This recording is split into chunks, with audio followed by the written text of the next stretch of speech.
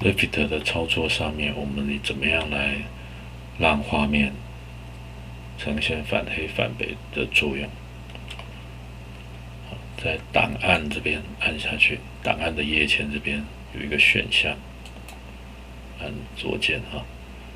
然后按图形的时候有一个颜色背景，这边按白色，